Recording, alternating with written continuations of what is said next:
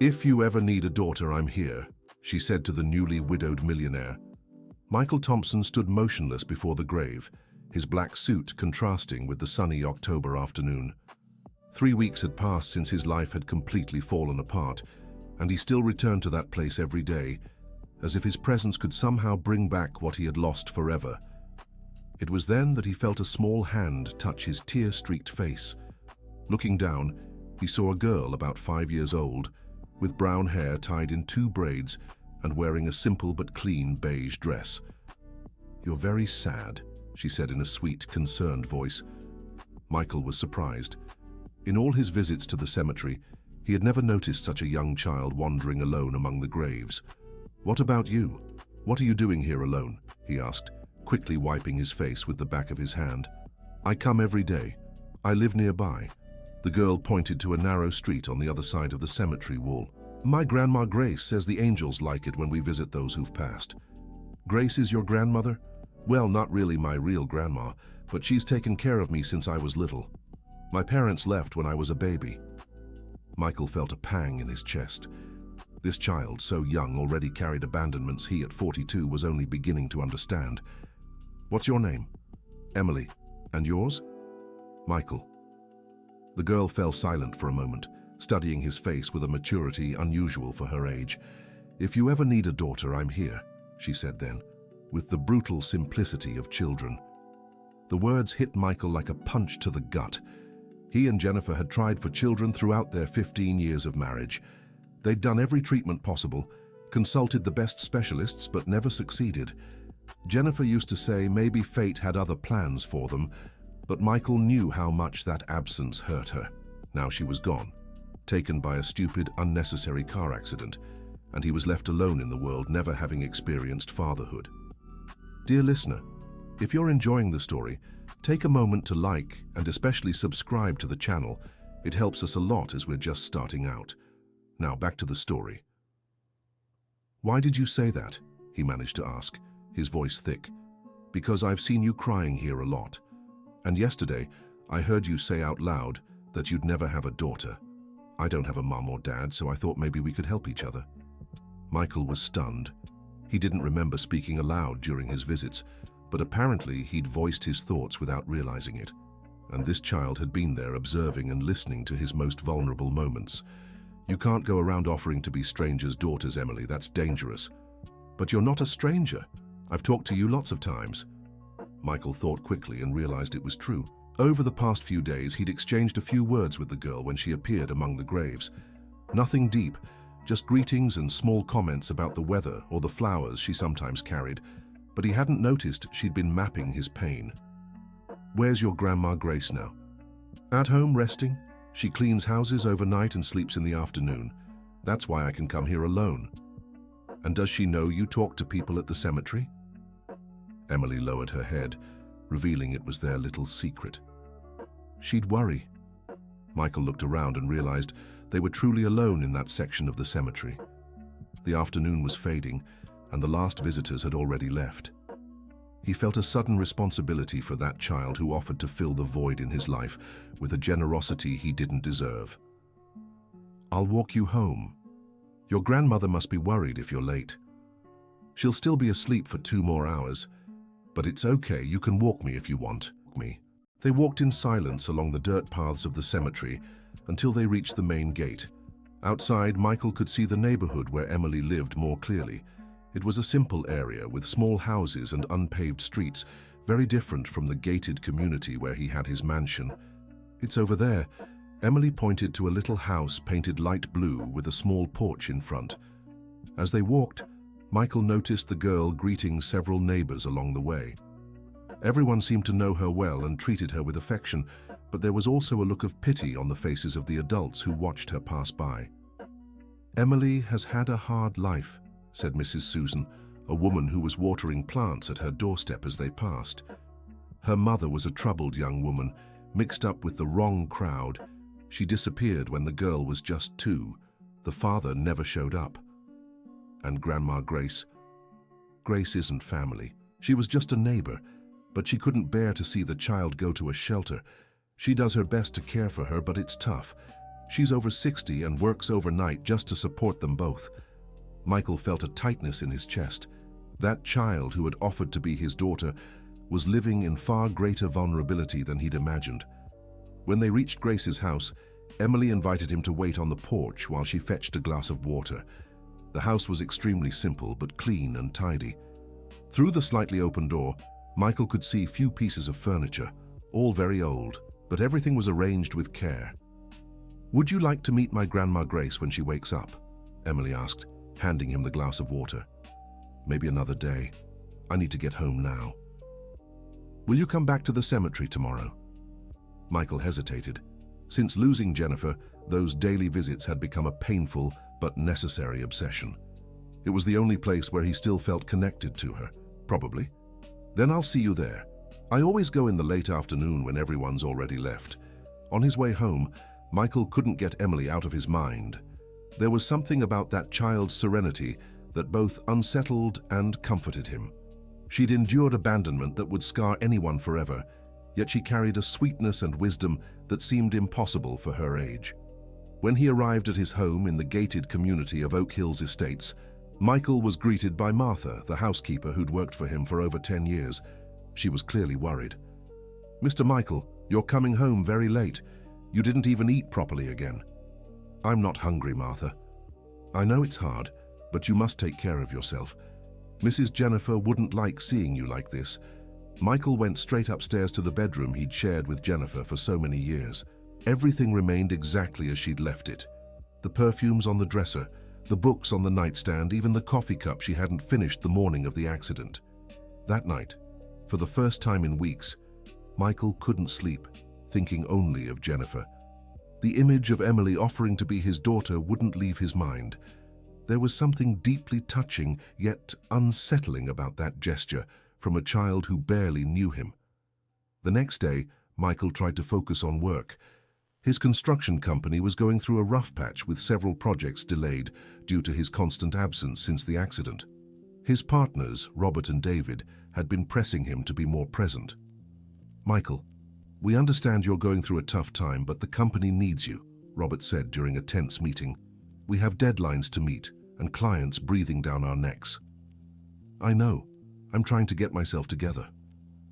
"Trying isn't enough," David interjected less delicately. "Either you come back to work properly, or we'll have to reconsider the partnership." Michael knew they were right, but he simply couldn't focus on spreadsheets, contracts, and deadlines when his personal life had completely fallen apart. By late afternoon, almost without realizing it, he found himself driving back to the cemetery. Emily was already there, sitting on the ground beside Jennifer's grave, playing with some small stones she had gathered. "Hi, Mr. Michael," she said cheerfully when she saw him approaching. "Hi, Emily, what are you doing?" "I was talking to your wife. I told her we met yesterday." Michael felt a shiver. It was strange to think this child was talking to Jennifer, but at the same time there was something comforting about the idea. "And what else did you tell her?" "That you seem very lonely, and that I could take care of you if you wanted." "Emily, you don't have to take care of anyone. You're a child. But children can take care of people too. I take care of Grandma Grace when she's sick. I make tea, heat up food, tidy the house." Michael sat on the ground beside her, something he had never done on his previous visits. He had always stood, formal and respectful, but Emily's presence made the place feel less solemn and more human. "Tell me about your Grandma Grace. She's really good to me. She cleans offices at night because it pays better, but she gets very tired. Sometimes I find her asleep at the kitchen table when I come home from school." "You go to school?" "Yes, the public school near our house. My teacher is Ms. Rebecca. She's nice, but she says I'm too quiet for a kid my age." "And are you really quiet?" "I guess so. I'd rather watch people than talk too much. It's more interesting." Michael began to understand why Emily had been able to read his pain so quickly. She was a natural observer, probably a skill she'd developed as a survival mechanism. "Emily, can I ask you a hard question?" "Sure. Don't you ever wish you had real parents? Young parents who could play with you, take you places?" The girl thought for a moment. "I think real parents are the ones who stay with you when things are hard. Age doesn't matter much." The answer left Michael speechless. There was a depth in this child that both frightened and fascinated him. As the afternoon grew cooler, Michael offered again to walk Emily home. This time, they found Grace awake, sitting on the porch drinking coffee. Grace was a black woman with graying hair, thin and petite, but with a sharp, intelligent gaze. When she saw Michael with Emily, she immediately grew alert. "Emily, who is this man?" "It's Michael, Grandma, the one I told you I meet at the cemetery." Grace stood and extended her hand politely but kept a respectful distance. "Nice to meet you. I'm Grace Williams." "Michael Thompson. Emily has been keeping me company during my visits to the cemetery. I hope she hasn't been bothering you. Sometimes she's too curious." "Not at all. She's been very kind." Grace studied Michael for a moment, clearly trying to decipher his intentions. "Did you lose someone recently?" "My wife. 3 weeks ago." "I'm sorry for your loss." There was an awkward silence.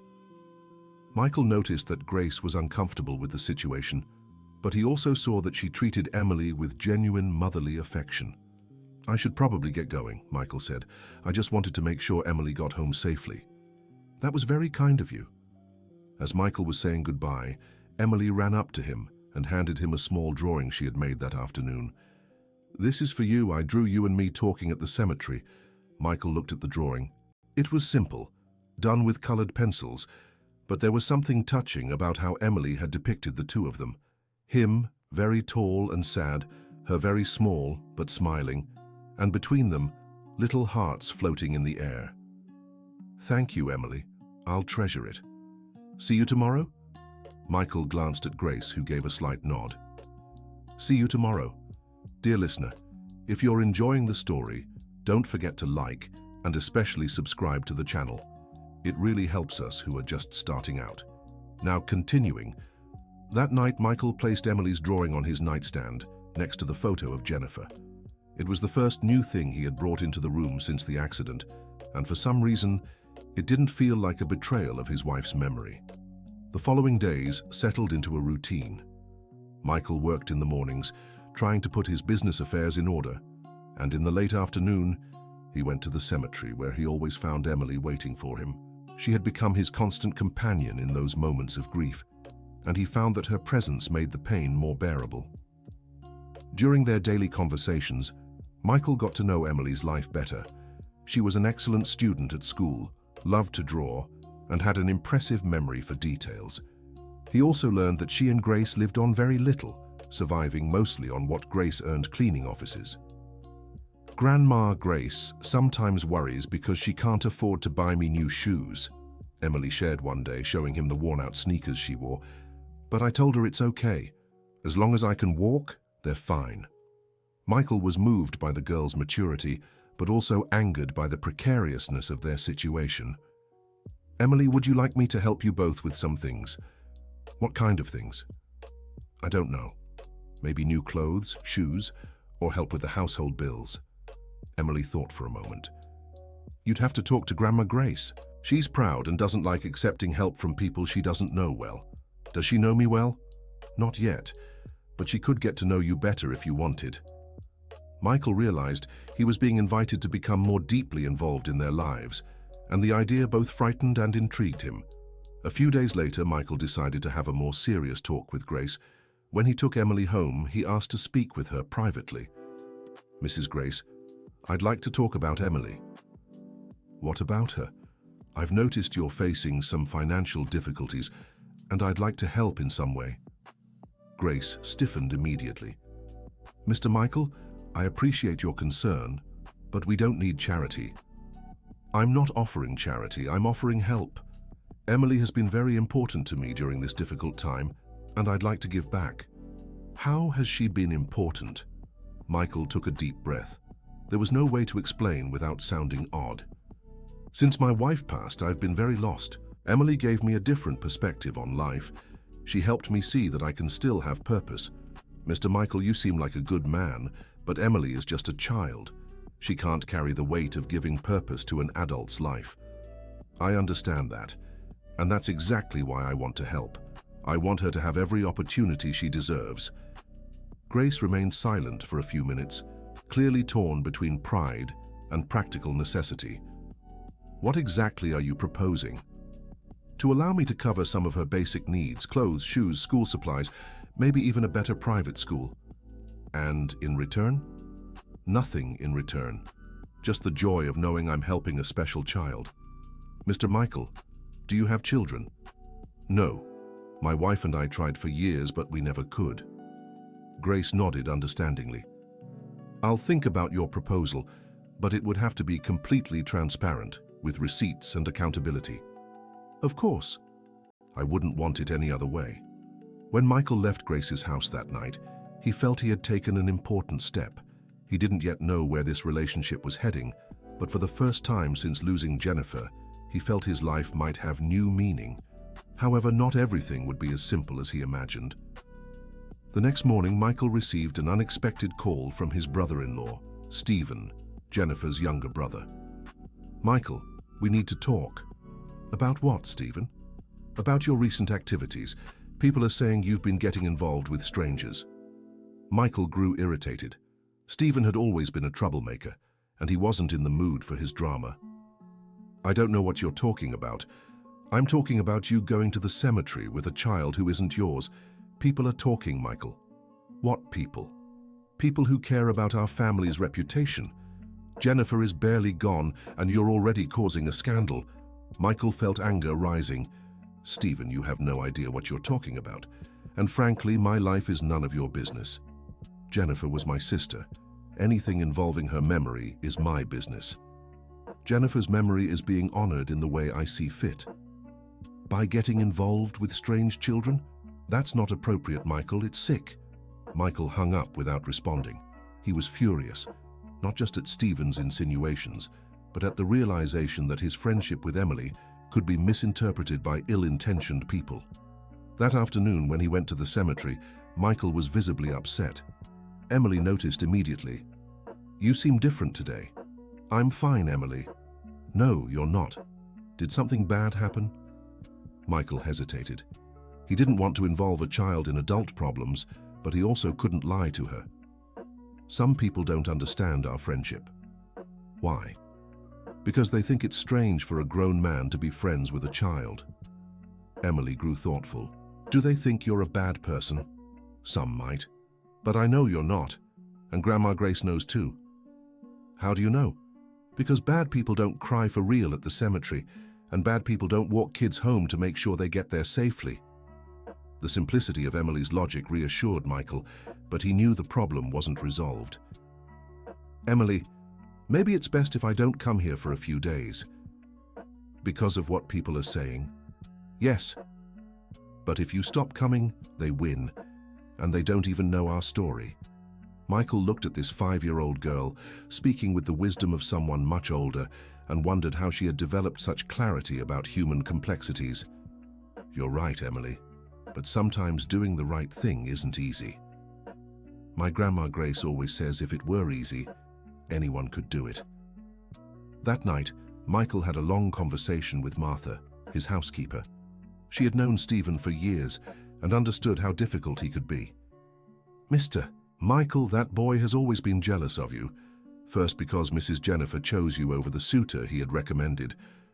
Now because you have the inheritance he believes should be shared. Inheritance? Jennifer didn't leave anything for Stephen. But he thinks she should have, and he'll try to cause trouble for you in any way he can. Michael began to realize Stephen wasn't truly concerned about his reputation or Jennifer's memory. He was looking for ways to attack him and possibly challenge something legally. Martha, do you think I'm doing something wrong by getting closer to Emily? Mr. Michael, I've taken care of this house for 10 years. I saw how you and Mrs. Jennifer suffered from not being able to have children. If that girl is bringing you some comfort in this difficult time, and if you're helping her too, I don't see any problem with it. Even though she's so young, especially because she's so young, children need protective figures, and you're a good man. The conversation with Martha gave Michael the confidence that he was on the right path. The next day, he returned to the cemetery, determined not to be intimidated by gossip. Emily greeted him with a radiant smile. I knew you'd come back. How did you know? Because you're not the type to give up easily. Grandma Grace said that after you left yesterday. Grace talked about me? She did. She said you seem like a determined person, and that's good because determined people don't abandon others when things get hard. Michael was touched by Grace's vote of confidence, even though she didn't know him well. Emily, I talked to Grace about helping you financially. Did she agree? She said she'll accept some small things, but she needs to get to know you better first. And how does she want to get to know me better? She wants you to have dinner with us tomorrow. She's making lasagna. Michael was surprised and slightly nervous. It would be the first time he'd dined at someone else's home since losing Jennifer. Do you think I should accept? Of course. Grandma Grace makes the best lasagna in the neighborhood, and she wants to see if you can talk about things other than sadness. Emily's brutal honesty drew a smile from Michael. All right, I accept the invitation. The next day, Michael spent the entire day anxious about dinner. He bought a bottle of wine and a bouquet of flowers, but then wondered if it was too formal for the occasion. When he arrived at Grace's house at 7 in the evening, he was warmly greeted by Emily, who was wearing a pink dress he'd never seen before. Is that dress new? He asked. Yes. Grandma Grace bought it yesterday with the extra money she earned from cleaning over the weekend. Michael felt bad realizing Grace had spent money she probably didn't have to buy Emily a new dress for dinner with him. Grace appeared at the kitchen door, drying her hands on her apron. Mr. Michael, welcome to our home. Thank you for the invitation, Mrs. Grace. I brought these for you, he said, handing over the flowers and wine. What beautiful flowers.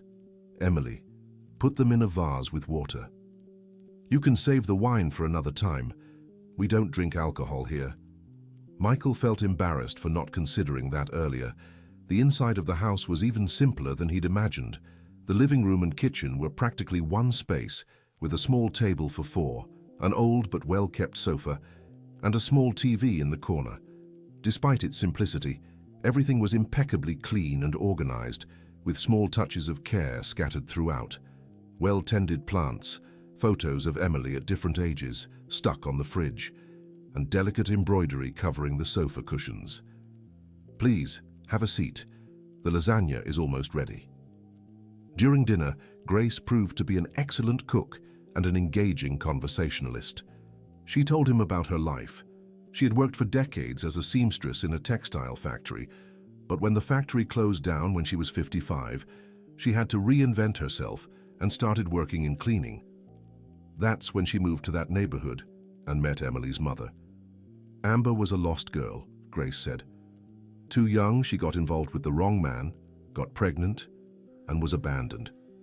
When Emily was born, Amber tried to raise her alone, but she was caught up in drugs and alcohol. One day, she just disappeared, leaving Emily with me. And you decided to keep her? What else could I do? Let a 2-year-old go to a shelter when I could take care of her. But it must have been hard. Financially, I mean. Of course it was. It still is. But Emily is worth any sacrifice. Michael looked at Emily, who was eating quietly, paying attention to the adults' conversation. And you never tried to find her father? Amber never said who he was. And even if I knew, what kind of father would a man be if he abandons a pregnant woman? Michael silently agreed. As they talked, he observed the dynamic between Grace and Emily. There was a genuine and deep affection between them, but also a constant worry from Grace about the future. It was clear she wondered what would happen to Emily if something happened to her. Mrs. Grace, can I ask you a personal question? Go ahead. Do you have any family? Children? Relatives? I have a sister who lives in Chicago, but we haven't spoken in years. She disapproved of my decision to keep Emily, said I was being foolish to sacrifice my retirement for a child who wasn't even mine. And do you regret it? Grace looked at Emily with such obvious tenderness that Michael was moved. Never. Emily gave meaning to my later years. Before her, I was just surviving. With her, I started living again. Grandma Grace, tell Michael about the plans you have for me, Emily suddenly said. What plans? Michael asked. Grace seemed a little embarrassed. They're just an old woman's silly dreams. They're not silly, Emily insisted. Tell him. I'd like to get Emily into a better private school and maybe pay for piano lessons. She has perfect pitch, you know. Perfect pitch. She can identify any musical note just by hearing it. It's a rare talent. Michael was impressed. There were so many sides to Emily he still didn't know. How did you find out? At school, there's an old keyboard the kids can sometimes use during recess. The music teacher noticed Emily can play any melody perfectly after hearing it just once. That's amazing. But piano lessons are expensive, and private school even more so. Grace sighed. Michael saw a real opportunity to help. Mrs. Grace, what if I could cover those things? Mr. Michael, we've already talked about this. I know, but now I'm getting to know you both better. And I see it wouldn't be charity. It'd be an investment in a talented child's future. Grace fell silent, clearly torn. Grandma, say yes, Emily said. Michael wants to help because he likes us, not out of pity. How do you know that, Emily? Because he looks at us the same way you look at me when you think I'm not watching. Emily's observation left both adults speechless. Dear listener, if you're enjoying the story, don't forget to like and especially subscribe to the channel. It helps us a lot as we're just starting out. Now back to the story. All right, Grace finally said. I'll accept your help, but with some conditions. What are they? First, everything has to be documented. Receipts, invoices, accountability. Second, if at any point I can pay you back, I will. Third, this can't create any future obligations for Emily. What kind of obligations? She shouldn't feel forced to take care of you when she's older, or choose a career you approve of, or anything like that. The help has to come with no strings attached. Michael was moved by Grace's wisdom and dignity. I agree to all the conditions. And there's one more thing. Go ahead. You need to explain to me why you're doing this. Honestly. Don't tell me it's just kindness, because no one spends money on strangers without a deeper reason. Michael took a deep breath. He knew this moment would come. Mrs. Grace, my wife and I tried to have children for 15 years. We did every treatment, consulted specialists here and abroad, but we never succeeded. Jennifer died without ever experiencing motherhood, and I'm grieving, knowing I'll never experience fatherhood. Grace nodded in understanding. And Emily awakens feelings in me that I never had the chance to develop. I'm not trying to replace the daughter I never had, because every person is unique. But I'm discovering I can love a child in a way I never imagined possible. And what if in a few years that feeling fades? I don't believe it will. But even if it does, my responsibility to Emily will remain. Because when you commit to caring for someone, you don't give up at the first difficulty. Emily had stopped eating and was watching the two adults intently. What do you think, Emily? Grace asked. I think Michael really likes me, and I like him too. It's not the same as what I feel for you, Grandma, but it's a different, special kind of affection. And you don't find it strange to care for a man you've only known a short time? I've known Michael for a long time. How so? I watched him at the cemetery for weeks before I talked to him. I saw how he cried, how he talked to himself, how he always left fresh flowers on the grave. Bad people don't do those things. Grace smiled, and Michael realized he had passed the test. All right, let's try it. In the following weeks, Michael became a constant presence in Emily and Grace's lives. He enrolled Emily in a small but high-quality private school downtown, arranged for a piano teacher to come twice a week, and helped with some basic household needs, like the old fridge that had stopped working. Grace insisted on continuing to work, but Michael convinced her to reduce her hours so she could spend more time with Emily. He also arranged for her to do some sewing work at home, which paid better and was less exhausting than night cleaning. During this time, Michael rediscovered the joy of small things, helping Emily with homework, listening to her first piano pieces, watching her progress at her new school. For the first time since losing Jennifer, he woke up in the morning with something to look forward to. But not everything was easy. Stephen kept spreading rumors about Michael, and some of his company's clients began making comments. His partners pressured him again, this time not just about productivity, but about his complicated personal situation. Michael, you need to understand this is affecting the company's image, Robert said during a tense meeting. Affecting it how exactly? Your involvement with that child, people are talking. What kind of things are they saying? You know what kind. In a country like ours, Single men who get close to children always raise suspicions. Michael felt anger rising. Robert, I'm helping a child in a vulnerable situation. It's exactly the kind of social responsibility our company has always stood for. Yes, but there were better ways to, institutional ways of doing this. Through NGOs, the company's social projects, those kinds of things. More institutional and less personal, you mean? Exactly. Robert, Emily isn't a social project. She's a child who has become important to me, and I've become important to her. I won't treat her like a corporate responsibility checkbox. So you're choosing this girl over the company. I'm choosing to do what's right, regardless of the professional consequences. The meeting ended on a tense note, and Michael left, knowing his position at the company was becoming complicated. That night, he had a long conversation with Martha about what was happening. Mr. Michael, are you prepared for the consequences of your choices? What kind of consequences? You could lose the company, you could lose friends. You might even have to move if the rumors spread too far. And you think I should give up on Emily to avoid these problems? That's not what I'm saying. I'm saying you need to be prepared to fight. Fight how? Stephen won't stop causing trouble. The partners will keep pressuring you, and people will keep judging. You'll have to decide whether you're willing to face all that to keep Emily in your life. Michael spent the night wide awake, thinking about Martha's words. For the first time since meeting Emily, he wondered if he was being selfish. Maybe it would be better for her if he stepped away before his reputation was further damaged. The next day, Michael arrived at the cemetery earlier than usual. He needed to talk to Emily about his fears and doubts. When she arrived, she immediately noticed something was off. You're worried about something? I am. Is it because of the people saying bad things about you? Michael was surprised. He'd tried to shield Emily from these issues. How do you know about that? Grandma Grace told me. She said jealous people are trying to cause trouble for you.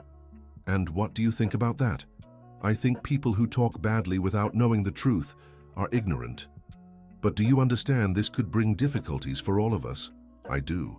But Grandma Grace said when you choose to do what's right, sometimes you have to face difficulties. What if the difficulties are too big? Emily fell silent for a moment, wearing that thoughtful expression Michael knew so well.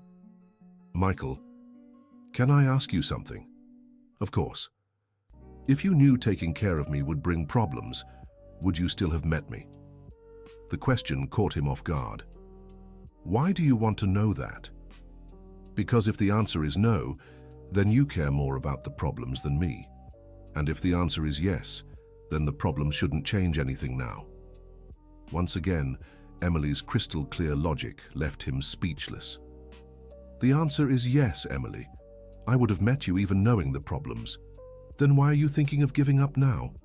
I didn't say I was thinking of giving up. You didn't say it in words, but it's in your eyes. Michael knelt on the cemetery ground to be at eye level with Emily. You're right, I was scared, but I won't give up. I promise. Are you sure? I'm sure. Emily hugged him tightly, and Michael felt he'd made the right decision. In the following days, Michael decided to face the problems head-on. He spoke individually with each of the company's clients, explaining his situation and making it clear that anyone who had issues with his personal life was free to find another construction firm. Surprisingly, most clients responded positively.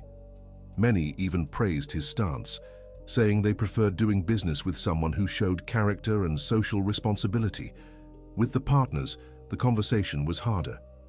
Michael, either you focus on the company or you leave the partnership, David concluded.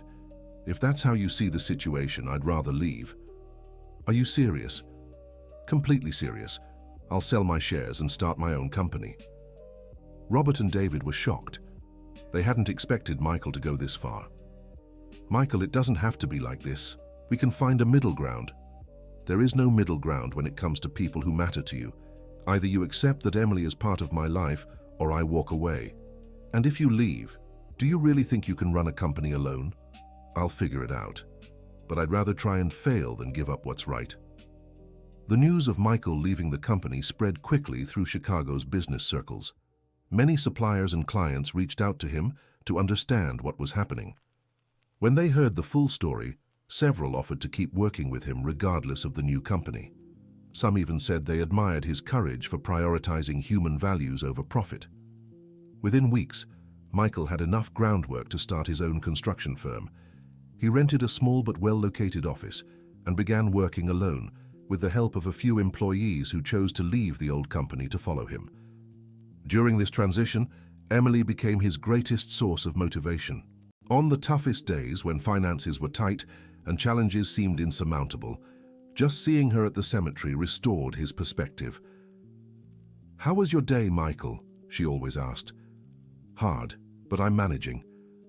Grandma Grace says difficult things help us discover what we're capable of. Your grandmother is very wise. She also said you're the bravest person she knows. Why? Because you chose to do what's right, even though you knew it would be hard." Conversations like these gave Michael the strength to keep fighting. 3 months after launching his new company, he received an unexpected offer.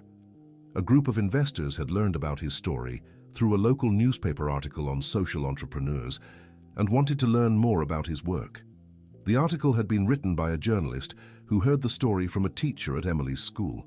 It portrayed Michael as an example of a businessman who put human values above profit, highlighting his fatherly bond with Emily as proof of genuine social responsibility. "Mr. Thompson, we were moved by your story," said Catherine Wilson, the investor's representative. "We'd like to propose a partnership." "What kind of partnership?" "Investment in your company, with a twist. Part of the profits would go to a fund supporting children in vulnerable situations." "Interesting. And what would my role be?" "You'd continue running the company as usual, but you'd also be the face of a social responsibility campaign. Your story with Emily would serve as the inspiring example." Michael was tempted, but also concerned. "Catherine, I wouldn't want Emily to become a marketing tool. That's not the intention. It's about showing how private enterprise can genuinely change lives. I need to talk to Emily and her grandmother before I can answer." That night, Michael had a long conversation with Grace about the offer. "What do you think, Mrs. Grace?" "I think it could be good, as long as it doesn't overexpose Emily." "How so?" "She's still too young to fully understand what it means to be a public example. Children need privacy to grow up normally." "You're right. What if I accept but set strict limits on Emily's exposure?" "That would be better. And what does Emily think?" "Why don't you ask her?" The next day, Michael talked to Emily about the proposal. "Emily, some people want me to share our story with others, to show how important it is to help children. What do you think? Would it be like a lecture?" "It would be like several lectures and maybe interviews and newspaper articles. And would I have to be in those things?" "Only if you wanted to, and always with Grandma Grace by your side." Emily thought for a moment. "Would this help other kids like me?" "Probably, yes." "Then I agree. But only if you promise you won't change with me because of it." "Change how?" "You won't start treating me like I'm special or famous. I want to keep just being Emily." Michael smiled at her concern. "I promise you'll always just be Emily to me." Michael accepted the investor's proposal with several conditions to protect Emily's privacy. The partnership worked better than he had imagined. His company grew quickly, and the fund to support vulnerable children managed to help dozens of families in the first year. During that time, Stephen intensified his attacks. He had hired a lawyer and was trying to legally challenge some of Michael's decisions regarding Jennifer's inheritance. "Michael received a considerable fortune when my sister passed away," Stephen claimed, "and now he's spending that money on a strange child, dishonoring Jennifer's memory." The lawsuit brought more public exposure to Michael and Emily's story, but this time the response was mostly positive. Civil society rallied in Michael's defense, and several public figures spoke out supporting his actions. The judge overseeing the case was clear in his decision. Mr. Michael Thompson is legally exercising his right to manage his assets as he sees fit. Moreover, his actions toward the minor Emily represent a commendable example of social responsibility, and there is no evidence of any wrongdoing. Stephen lost the case and was even ordered to pay legal fees. More importantly, the legal victory publicly solidified the legitimacy of the relationship between Michael and Emily. During the trial, there was a particularly touching moment. The judge asked to speak with Emily privately to better understand the situation. "Emily, do you like Mr. Michael?" "I like him very much." "And does he treat you well?" "He does. He helps me with homework, takes me to the doctor when I'm sick, and always asks how my day was." "And you don't think it's strange that he's not your real father?" "Judge, a real father isn't the one who made the child be born. A real father is the one who cares for them every day." Emily's response was included in the court's decision and became one of the most quoted phrases in articles about the case. 6 months after the trial ended, Michael made a decision that surprised everyone. He asked to officially adopt Emily. The conversation with Grace about it was delicate. "Mrs. Grace, I know it might seem like I'm trying to take Emily from you." "Michael, stop that. I know your intentions are the best." "So you don't oppose the adoption?" "Actually, I've been waiting for you to make this decision for months." "You have?" "Of course. Anyone who saw the two of you together could tell you we're already father and daughter in every way, except on paper." "And Emily? Does she know I'm thinking about this?" "She knows, and she's eager for you to work up the courage to ask." Michael laughed at the remark. "And you? Where does that leave you in this story?" "I'll still be Grandma Grace. The adoption doesn't change that." "Of course not. In fact, I'd like to formalize that too." "What do you mean?" "I'd like you to move into my house. There's plenty of space, and that way Emily would have both her father and her grandmother always nearby." Grace was moved by the proposal. "Michael, are you sure? It's a big change for everyone." "I'm absolutely sure. You two are my family now." The conversation with Emily about the adoption was simpler than Michael had imagined. "Emily, how would you feel if I officially adopted you?" "You mean you'd be my father on paper too?" "Exactly. And I'd be your daughter on paper too?" "Yes." "Then I'd have the same last name as you, if you wanted." Emily grew thoughtful for a moment. "Emily Thompson, I like how that sounds. So, do you accept?" "I do, but only if Grandma Grace agrees too. She already has." "And you're sure you want to be my father forever, even when I'm a teenager and difficult?" Michael laughed at the question. "Especially when you're a teenager and difficult. That's when fathers are needed most." The adoption process was relatively quick, considering Emily had been under Grace's informal care and her birth mother had officially relinquished all parental rights. The day of the adoption was an emotional celebration. Michael, Emily, and Grace went to the courthouse, accompanied by Martha and some close friends who had followed their journey. When the judge finalized the adoption, Emily turned to Michael and said, "Now can I call you Dad?" "You can call me whatever you want, Emily." "Then I'll keep calling you Michael, because that's how we met, and I don't want to change what's special between us." Emily's words moved everyone present. 2 years after the adoption, the Thompson family's life had completely stabilized. Michael's business was thriving. The fund supporting vulnerable children had already helped over 200 families, and Emily was doing wonderfully in school and piano lessons. Grace had adjusted perfectly to life in Michael's home. She managed the household with Martha's help, took on sewing work to contribute to the family income. Even though she no longer needed to financially, she liked maintaining her independence and had become a stabilizing presence for the whole family. At 8 years old, Emily remained an observant and mature child, but had also developed a joy for life she hadn't had when Michael first met her. Her grades were excellent, her musical talent was blossoming, and she had made many new friends. Michael had found the perfect balance between being a present father and a successful businessman. He worked during the day, but was always available to help Emily with homework, take her to piano lessons, or simply talk about her day. Their relationship had evolved naturally. Emily still called him by his name, but treated him with all the affection and respect of a daughter. Michael had discovered that fatherhood was everything he'd imagined, and so much more. The joy of watching Emily grow and thrive made every sacrifice worthwhile. One afternoon, as Michael worked from home, Emily approached him with a serious expression. "Michael, can I talk to you about something important?" "Of course. What is it?" "I was thinking about that day at the cemetery when we met." "And what did you think?" "I don't think it was an accident." "How so?" "I think your wife Jennifer made sure we found each other." Michael was surprised by her words. Why do you think that? Because that day I was really sad. Grandma Grace had gotten sick and I was scared of being alone. I went to the cemetery because I always feel better there. Then I saw you crying and thought, this man is as alone as I am. That's when I decided to talk to you. And you think Jennifer had something to do with it? I think she knew you needed a daughter, and I needed a father. And she brought us together in the place where she is.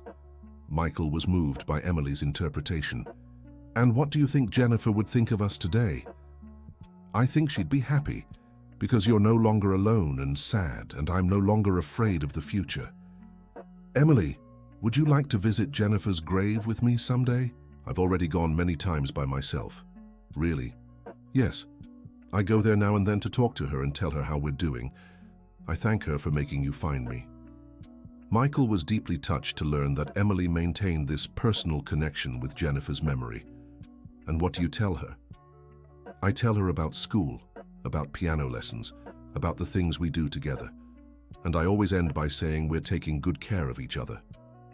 That night, Michael spoke to Grace about the conversation he'd had with Emily. Does she really believe Jennifer brought us together? I think so, and maybe she's right. Do you believe that? Michael, I believe life sometimes puts us in the right place at the right time to find exactly what we need. Whether it's coincidence, destiny, or divine intervention doesn't matter. What matters is that you found each other when you needed each other most. 5 years after their first meeting at the cemetery, Michael organized a small celebration on the exact date he and Emily had met.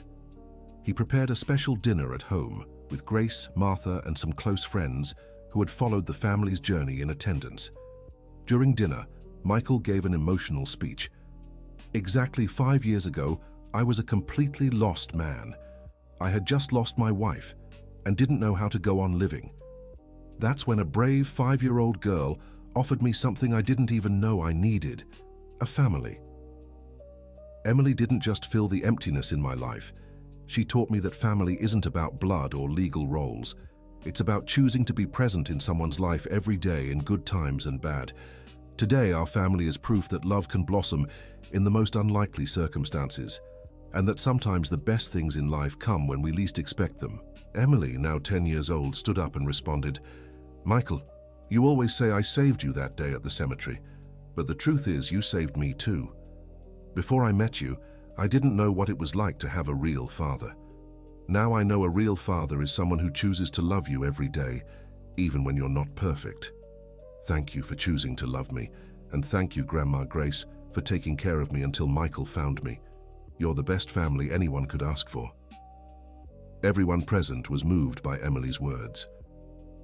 Later that night, after the guests had left, Michael, Emily, and Grace sat on the porch to talk. Michael, Emily said, can I ask you something? Of course. If you could go back in time and choose not to meet me to avoid all the struggles we've faced, would you make that choice? Michael looked at the girl who had completely transformed his life and smiled. Emily, if I could go back in time, the only thing I'd change is meeting you sooner. Why? Because you taught me that sometimes the greatest blessings come disguised as challenges, and that true love is worth every hardship we have to face. Grace, who had been quietly observing the conversation, added, the two of you taught me it's never too late to make a family. When I found Emily, I thought my life was already set. When you found each other, I realized there was still so much love left to give and receive. That night, the three of them stayed on the porch until late, reminiscing about the most memorable moments of the past 5 years and making plans for the future. Michael looked at Emily and Grace and felt like the luckiest man in the world. He had lost the love of his life, but he had gained a family he never imagined having. He had faced prejudice, lost business partners, and endured legal battles, but every struggle had been worth it. Emily had grown into a bright, talented, and lively preteen. Her musical skills continued to develop. She was one of the top students in her class, and she kept the same keen observation and wisdom that had defined her since childhood. Grace had found a new youth in caring for the family they had built. She was a grandmother, a counselor, a household organizer, and the emotional glue that held everyone together. Martha had become more than a housekeeper. She was an integral part of the family, a beloved aunt who stood by them through every achievement and challenge. And Michael had discovered that fatherhood was even more rewarding than he had dreamed. Watching Emily grow, helping her through her challenges, celebrating her victories, and simply being present in her daily life was a privilege he never took for granted. End of story. Now, tell us what you thought of this touching story about Michael and Emily. Do you believe true love can blossom from the most unexpected circumstances? Share your thoughts in the comments about family, fatherhood, and the importance of choosing to love one another every day. Leave a like if this story touched your heart, and subscribe to the channel for more stories that celebrate the transformative power of genuine love.